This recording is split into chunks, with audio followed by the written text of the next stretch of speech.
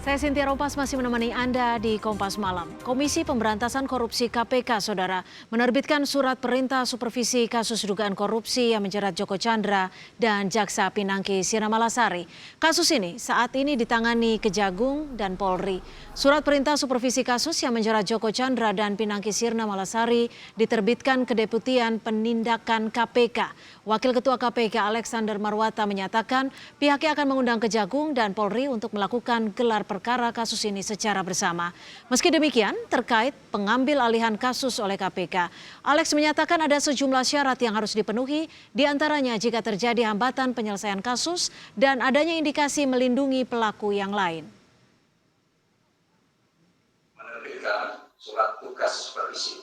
Kita akan mengundang aparat penegak hukum dari perusahaan untuk melakukan gelar perkara bersama yang tidak terlalu lama.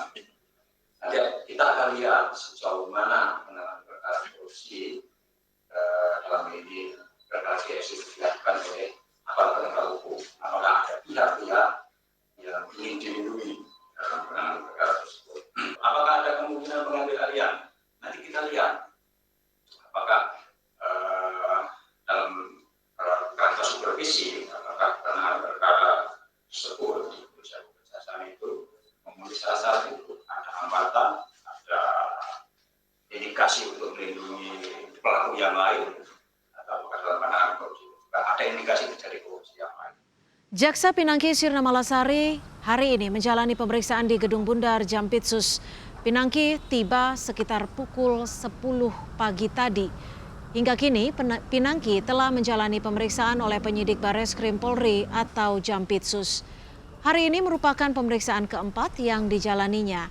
Kuasa hukum Pinangki Jeffrey Moses menyatakan kliennya menjalani pemeriksaan lanjutan sebagai tersangka.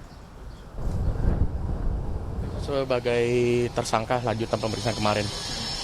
Berkaitan dengan kasus Joko Chandra dan Andi Yang kemarin. Pokoknya lanjutan yang kemarin doang. Saya juga belum tahu apa isinya, jadi saya izin masuk dulu ya. Nanti aja habis ini deh, ya. Emang mendadak ya, Bang? Saya juga tadi baru ditelepon, jadi saya langsung ke sini. Jadwalnya emang seharusnya mendadak, Bang? Ya kan kita standby lah memang untuk pemeriksaan, karena memang kita juga pengen segera selesai. Tapi emang baru dikasih tahu pagi ini, Bang? Tadi di pesannya saya baru telepon. Oke, sorry ya, duluan ya. Udah nanti dulu deh, nanti ntar setelah ini baru kita kasih keterangan ya. Bang, yang meninggal itu... Oh nggak tahu itu, nggak tahu. Tolong kasih jalan ya. Belum selesai pengusutan kasus suap Jaksa Pinangki.